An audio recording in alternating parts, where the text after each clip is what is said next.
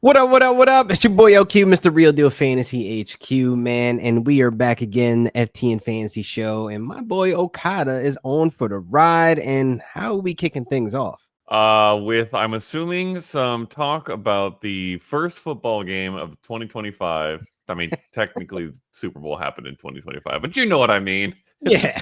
Football's back, baby.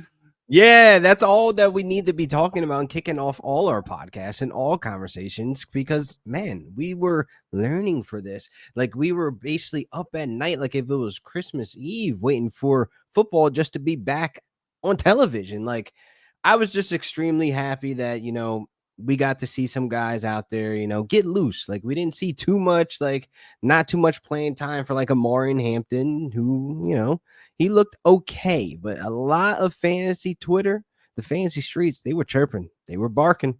Did you see it, Okada? Well, it depends on what the it is. I saw a few things. The it was that people were chirping that he should have bounced outside a little bit faster. He didn't look as Oh fast. He yes, didn't get into the end zone. yeah. His ADP needs to be corrected. He's not a top 15 back. Like the fantasy streets were barking after 2 carries. But the thing is that it's a rookie, it's a Hall of Fame game. Like the pads are on the this is still a young kid. This is a rookie. Like I want him to get this out of his system. And like people were just overreacting out there in the fantasy streets, Okada. I'll tell you what I didn't want was to see the tackle that ended up happening when he didn't succeed in getting that into the end zone because that didn't look too great, but he came out okay. Yeah, I have Mhm. zero. There should be very little ADP reaction, at least on the stars, out of games like this in preseason. Where we might be a little bit interested is on deep sleeper stuff, where somebody comes out and it looks like they're actually an important part of the offense. And where does that Mm, lead us? To Mr. mm. KLS, Keandre Lambert Smith. And boy, for a second, I was like, this could be the one who's going to be the dark horse that kills all the Trey Harris hype that I've been out in the fantasy street spewing because, man, that haunts me. I hope that is not that Undertaker and AJ Styles meme where you have KSL, Keandre Lambert Smith, sitting there waiting behind Trey Harris to take over that hype and go into the back end of August with his ADP shooting up. I mean, is this an overreaction from the fantasy streets or is this guy legit, Okada?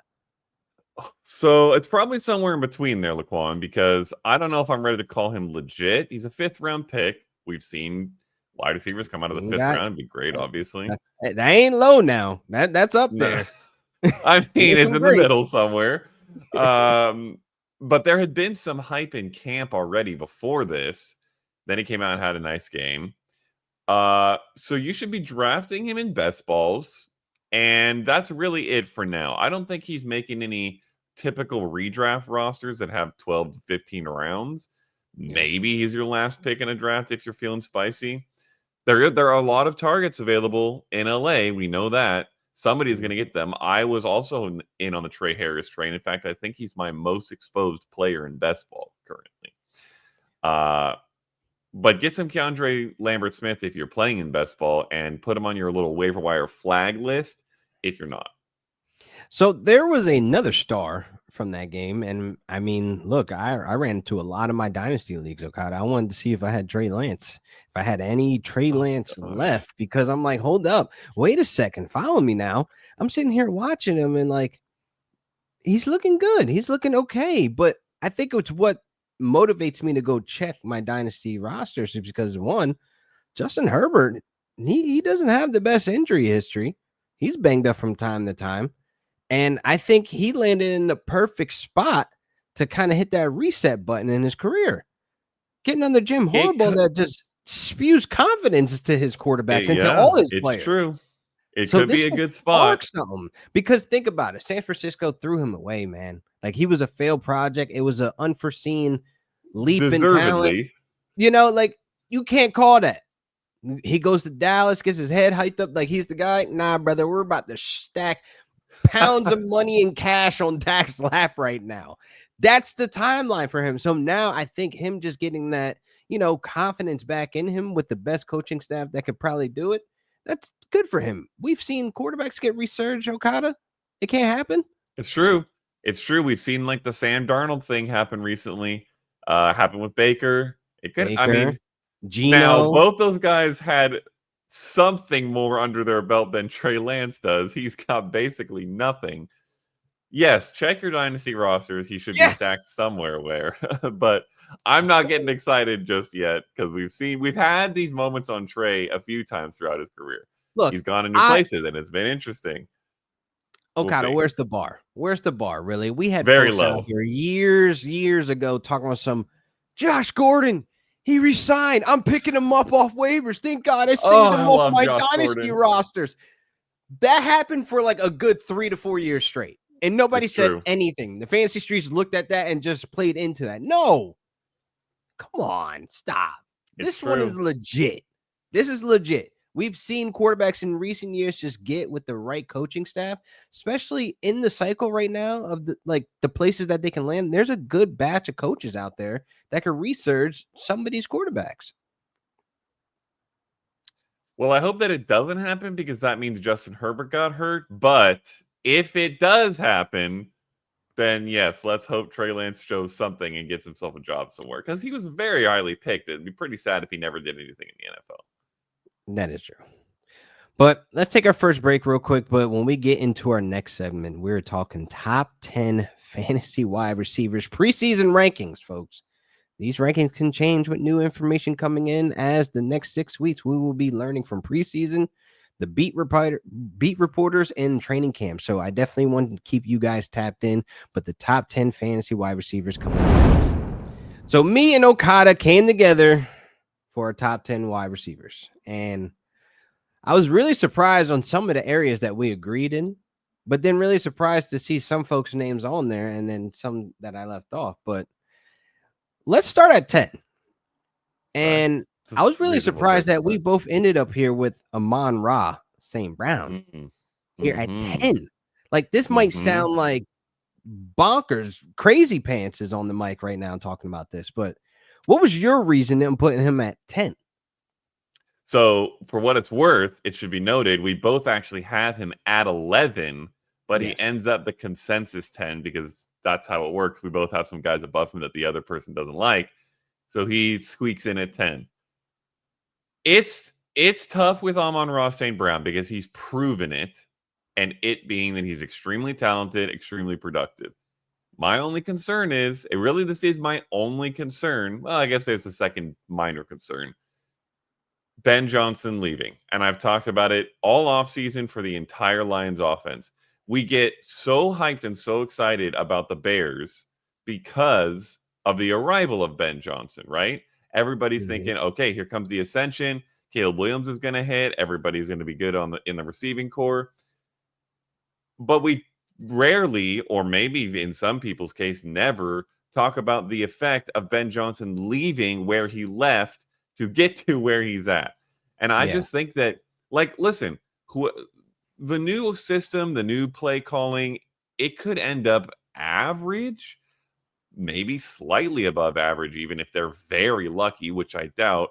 But they're not going to be Ben Johnson because Ben Johnson is top 3 maybe in the league, and that's why he just was the most sought after head coach in the market. Yeah. So you have that problem, and then the one other thing is there's been a lot of Jameson Williams hype. It seems like he's maybe coming into his own. He did it a little bit last year. If he takes another step forward this year, now you've got a real threat finally on the outside. You've got Sam Laporta, you've got Jahmyr Gibbs, and you've got an offense that's not working at the same clip that it was under Johnson. I just think Amon-Ra might take a slight bump down. He's still a top 12, a wide receiver 1 for me, but the end of that range potentially. That's where I land as well. All those concerns. The offense, the offensive coordinator, Amon Ra himself. There's a lot of question marks, and like we would just be crazy to just not acknowledge them. And look, I'm not taking preseason like it's like you need to be under a microscope of what's going on. But I think with John Morton wanting to be so aggressive going downfield, I think he's shown that a little bit. Like he just want to test something now. But I think Jared Goff may throw more interceptions this year because they're wanting to throw downfield more. So I think that might hurt Amon-Ra in a sense of confidence in your quarterback, confidence in the offense, just not having that Ben Johnson magic. So it's like, okay, Amon-Ra has to sit here at 10 just based on I see higher upsides with other guys. Now, consensus, we had this guy next, right?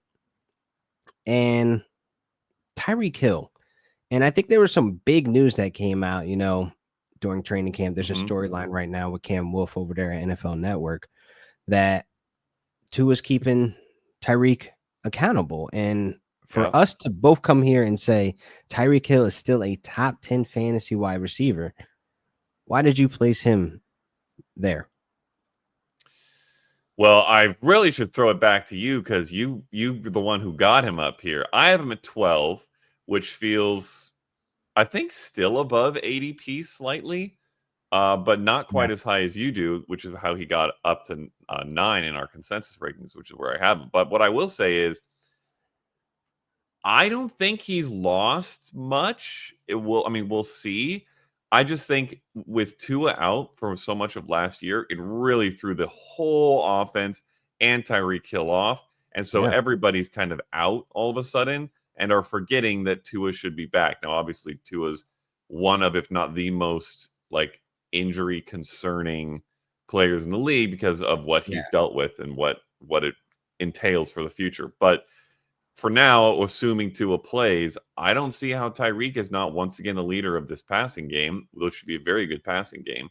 And I like him, I think, more the consensus, but not as much as you. So why do you have him at 9, which is where you have him? Because it's the leadership that Tua is like doing right now, holding him accountable for his actions. And last year was a total wash of that offense. So Tyreek Hill's still shown us that he is still fast as cheetah, fast as lightning. I mean, he ran 100 meters in 10 seconds, and then he broke his 18-year-old record. Do you understand? This man is still out there. Speed kills. And I think with him and Tua back on the same page, I think Tyreek Hill could be a top 5 fantasy wide receiver, easily putting up 1,700 yards again if Tua is staying upright. If this run game is back to being electric with that 1-2 punch with Jalen Wright and Devon Achane, there's so many avenues of where he can get back to that prime to being that. We're looking at Tua and Tyreek as a strap down, but understand Tyreek is still pretty freaking good at football. Yeah. Facts. Facts. I mean, I'm not lying. I'm just pointing it out. I mean, how he's on a high power offense. We've seen what it was in 2023, but consensus at number 8. I love this. We're sitting at Drake London. And now, Okada, before we get into Drake London, I want to bring up AJ Brown as the next consensus at 7 Ooh, as okay. well. Right? Okay. So I had trouble myself trying to figure out where to put AJ Brown, where to put Drake London. But how did we end up here with these two right next to each other? Well, we both ranked them back to back with AJ Brown one spot ahead of Drake London. So at least I think we have the feelers right on these two guys. Now you have both of them one spot up because I have a guy ahead of them that you do not, which is very surprising. We'll get to that. Tease. Basically, I think the main thing here is both of these guys are clear number ones. Both of them are likely going to be, 23, 24, 25% target share guys, maybe higher for AJ Brown because there's not much else of serious, competition there. Obviously, Devontae Smith is great in Philly, but they both have carved out the roles they've carved out. And both of them are very, very high percentage of the target count because they don't throw to anybody else in Philly. So both these guys, AJ Brown is not surprising that he's here because he's been here frequently. Drake London had his breakout to this point, and now he's got a new quarterback. So he's got a lot more question marks, but I like the new quarterback situation. And I think, again, the target share is what matters. So I think it's kind of like these guys are going to get big targets. They're good touchdown threats, and they're good wide receivers. So it's hard not to have them right in the core of this like wide receiver 1 range. How do they end up there for Exactly. you? I mean, look, when you look at the two and you look at what AJ was on pace before the injury and everything else, then you look at Drake London and his opportunity with Penix. Like both of them have the same paths to get to the ultimate goal, to that wide receiver one value in return. Like these guys are really, really strong cases to where, like, I wouldn't be mad if you had AJ Brown over Puka. I wouldn't be mad if you had Drake London over Puka. But this is me taking my Rams cap off and being honest. So I do want to go to this next wide receiver here. And we may disagree because of where I have him Okay. placed, where you have him placed, but Nico Collins Uh-huh. is a hot commodity right now. And I Hmm. get the hype. I do. But we're here at consensus number 6. This don't feel too hot for you? In fact, it feels too low for me because I have Nico Collins ranked at number 4, and your ranking of number 8 is what brought him down here to 6. This is the thing with Nico Collins. His stats last year don't look superb. So if you just glance back, it's like, wait, what happened here? First of all, he missed 5 games. Okay, I don't Yep. expect that to happen again.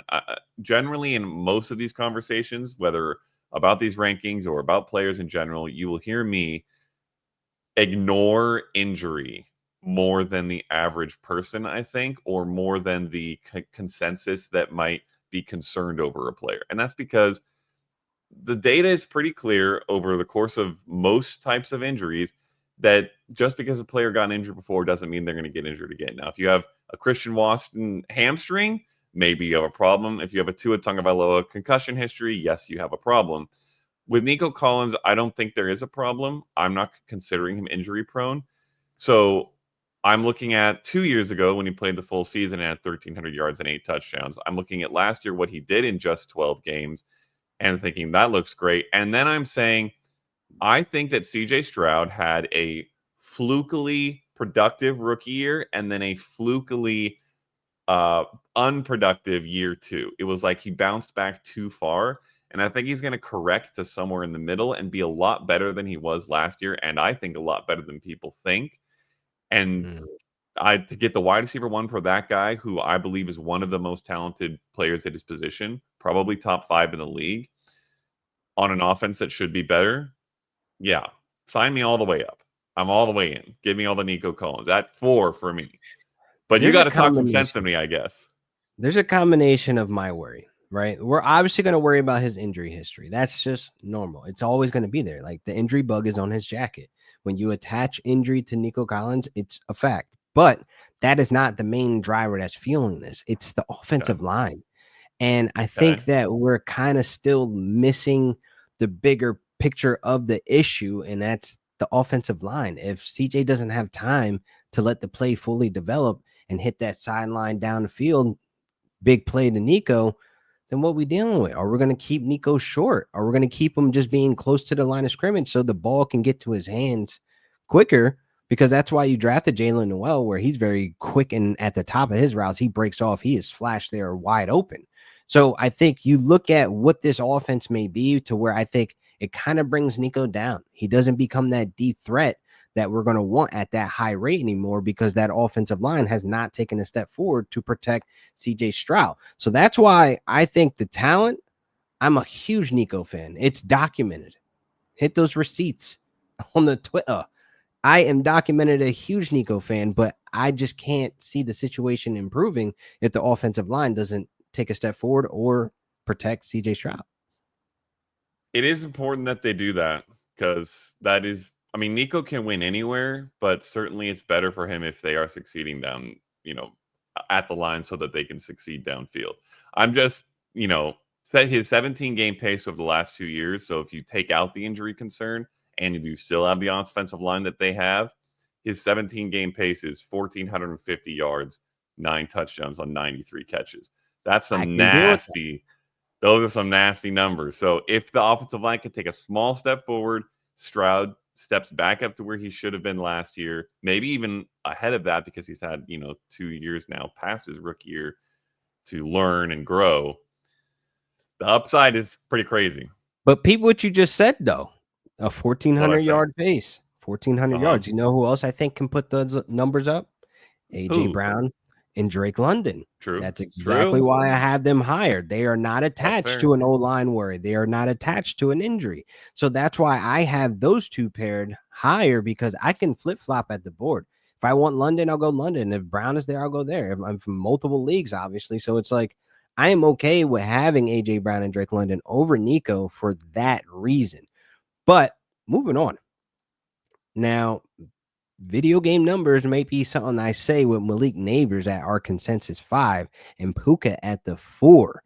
Now, obviously, people are going to think it was me. Yeah, it was me who put Puka over Neighbors. Duh, because I'm the Rams fan. Ladies and gentlemen, it was not. It was Okada. Like, Whoa. what? Look, man, Uh, I got Neighbors over him, but I need to hear this out from you, man.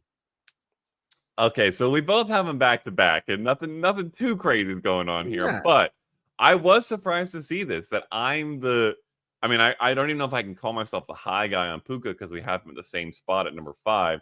Really, I guess I'm just a low guy on Neighbors because I have him down at 6 below Puka, and you have him one spot above Puka. Yeah. And for me, it's basically this and very little else. I think these guys are both super talented. I think they're both going to see a ton of targets. I think that I trust Matthew Stafford far, far, far more than I trust Russell Wilson or even Jackson Dart, who you all know that I love. But as a rookie, the Giants offense with one of those guys at the helm, probably both over the course of the full season, I expect like Russ for 6 to 11, or I think they're buys in week 14. So I'll call it 6 to 13 weeks. And then Dart comes in at some point. And I don't like that for a receiver. I don't like midseason quarterback change. I don't like, washed Russell Wilson and rookie Jackson Dart when I could have instead, arguably a future Hall of Famer, still pumping out production whenever he's healthy and his shoulder's not broken in Matthew Stafford. So to me, that's the main difference. I think both these guys probably won't score that many touchdowns, which is why neither of them cracks the top like 4 or 3 for me. But I'm just going to take in what are, I think, two similar players and with similar target counts, I'm going to take the quarterback that I like more. So that's why I have Puka higher. But they're both good. Neighbors is about to put up video game numbers. And I say that because when you go to Stats Hub at FTN Fantasy, and please make sure you guys look at the promo code that's going across your screen right now, an FTN show for 10% off on your FTN Fantasy subscription. Malik Neighbors is going to put up video game numbers because Russell Wilson last season was second in completion percentage on deep ball. So we're looking at the combination of Malik Neighbors' talent, Russell Wilson's placement and accuracy on the deep ball, where that was the most suffocating thing for the Giants last season. They were at the bottom of the table in success rate on those deep throws, 20%. God, that is embarrassing. Now you Not good. unlock that. Neighbors could be in that 1,700-yard season. He can be in that 10 to 12 touchdown region. And that's why when we get to our consensus 1, 2, and 3, this sparks a huge conversation. I am okay with putting Neighbors over Justin Jefferson right now and moving Neighbors up to number 3. Ooh. What say you?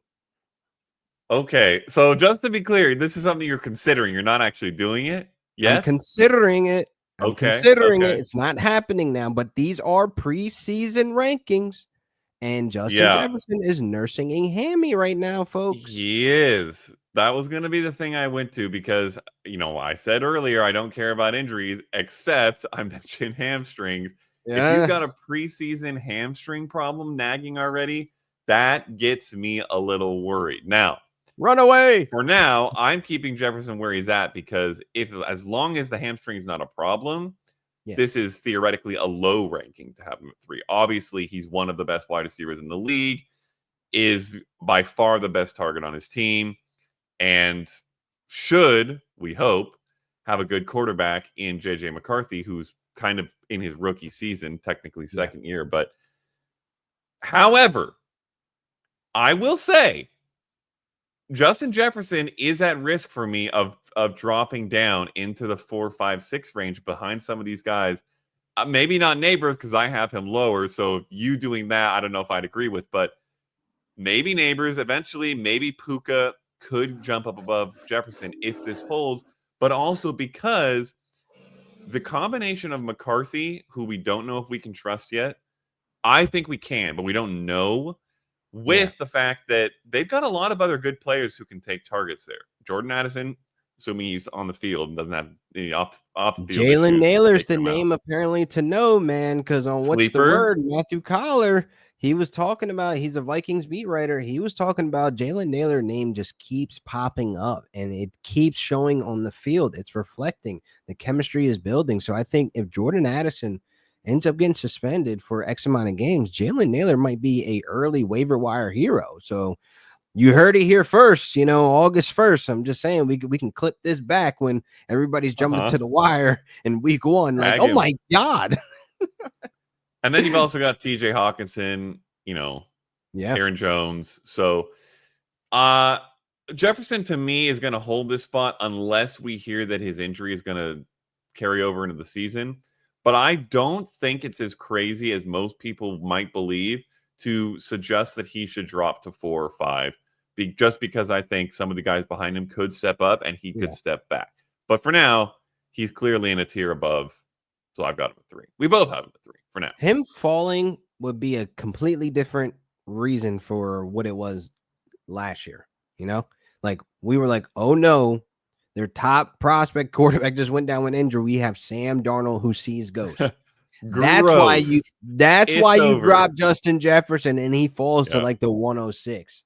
Insane. Yep. This is soft tissue. And in 2023, he was sidelined with a hamstring injury and missed 7 games. Now, he still was a top tier wide receiver on a points per game. But hey, him missing 6, even 4 games to start the season is I would hate to take him at the 103. Let's just say that. I will not be doing that. Yeah, no chance. Now, CD and Jamar Chase, we kind of have flip-flop. And again, I don't argue about 1 and 2. 1 and 2 are usually just consensus. Like, I'm not going to scream at you. You come off the board with Chase or CD at the 101. Whatever. But is there a case where you have a strong feeling that one should be over the other?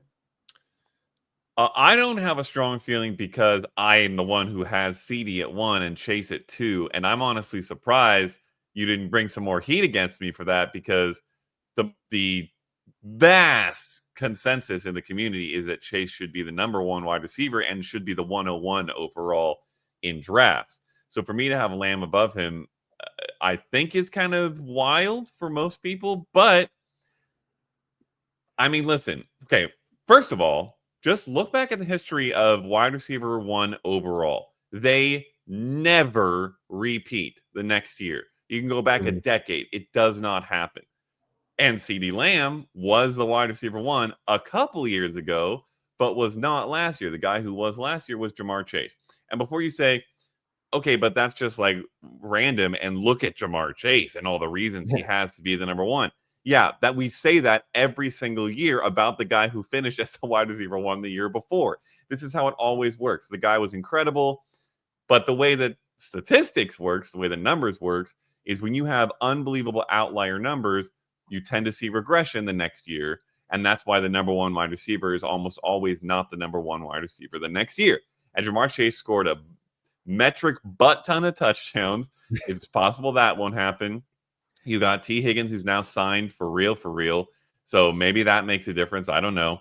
The point is, as much as you are tempted to, or the whole fantasy community is tempted to lock in Jamar Chase at number 1 because he was number 1 last year and not much, if anything, changed, that's not how fantasy worked. It's just not. I hate to break it to you all. That's not how it works. So to me, the CD Lamb, I love CD Lamb. I'm drafting him absolutely everywhere because I don't have to draft him at the 101 or even the 102 or 103 usually.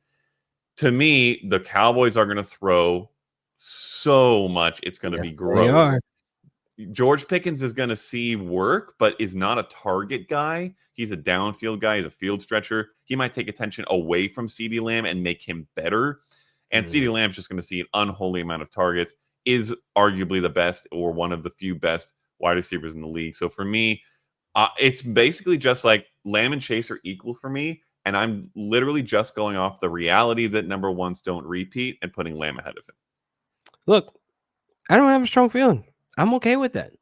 But I feel like Jamar Chase, if I did have a strong opinion, has the better chemistry with his quarterback. Thanks to Netflix Ooh. quarterbacks we've been watching. I mean, look, man, that connection is like it's 1-2, you know. There is no off-field or in-house or front office distractions anymore. Joe Burrow is locked in. And I think we've seen this offense hit at a high level multiple times when this team is healthy, where Chase can have that big season that CD Lamb can also have is in his situation. So I feel like you're coming away with two wide receivers that are literally going to be probably in conversation of a top 3 scoring offense. All these scoring opportunities that are going to be made for them. It's like, I'm just glad I am one of the guys to come off with one of them. So, Okada, you're coming off with CD Lamb. I'm coming away with Jamar Chase. Ladies and gentlemen, we have 2 wide receiver ones. Yeah, Clap. it's true. Yay. It's There we true. go. That's it. It's not a big deal. Okay, I want to throw this out there for you and for the fantasy community and for our listeners real quick, because this is one of the things that's I've been hammering for the past month, basically. I'm going to read you the 17 game paces over the last 4 to 6 years, depending on which quarterback it is. I'm not going to say how many. For Joe Burrow and Dak Prescott, and you see if you can tell me which one is which. Okay? These are their 17 game paces. Gotcha. Quarterback number 1, whoever that is, 618 attempts, 4,700 yards, 36.6 touchdowns. Quarterback number 2 or B or whatever you want to call them, 617 attempts, 4,724 yards, 34 touchdowns. Which one's which? And the real point here is it doesn't matter because everybody's thinking Joe Burrow is the man and Dak Prescott's He's 34. Yes, I know. I know. Look, I understand because Dak sprinkles in a little rushing touchdowns as well if we want to do total offensive touchdowns. And I do think that Dak may be scoring at a higher rate more efficiently. But man, it's Joe Beasy and it's Jamar Chase. That connection's They're good. forever. It's a They're lock good. for like 140 targets this season. Like it's a lock Yeah. that they're going to throw the ball a ton. Like that defense is still bad. But I feel like we're ending on a good note. We're not ending on a note of where we're disagreeing. It's just like, True. who cares? We're both winners. So we shouldn't end up talking about Lad McConkey? Is that what you're saying? No, we'll save him for the Z block, ladies and gentlemen, in terms of that will never come into show. That is going to stay at the bottom of the rundown and never come up and seek like I'm just kidding. We'll talk Lad next week. We'll talk some Lad next week, see if there's more Chargers boot news out there. But Okada, are we going to get out of here? I think so, probably. Yeah, man. By the way, we didn't touch on the Terry McLaurin situation in our wide receiver show. Just throwing it out there. Do you have a team? Is it still Washington? I said Patriots, man. I didn't want to get everybody off. See, look, man. See, listen. I could see it. I could see it, man. Because they need to get more weapons for Drake. They need to do it. That, as the resident Patriots fan, I mean, obviously depends on what we have to give up and what we have to pay. But I'd be all aboard. I'd be all aboard for getting Terry McLaurin. That would take our offense from absolute garbage still, probably, with a hope for a breakout, to, okay, we've got a legit offense now. And if they break out, they might be really legit. Diggs and Scary Terry with Drake May, Travion Henderson. Oh, my God. Hunter Henry in the mix. Old man Henry. Ooh. Patriots offense might be really good. For what it's worth, I still think he ends up back in Washington. But if he doesn't, the Patriots are the odds-on favorite. Obviously, keep your eye on the situation because it's massive. It's okay. You can get excited. Just dream, man. And look, the more you dream, you talk about it, you put it in the universe, hey, it might happen. All right? You never know. You never know. This has been another great episode of the FTN Fantasy Show. I appreciate you guys hanging out with us. Make sure you guys like and subscribe and hit that promo code down there, FTN Show, 10% off on NFL Pro. And we'll see you guys next week. Peace.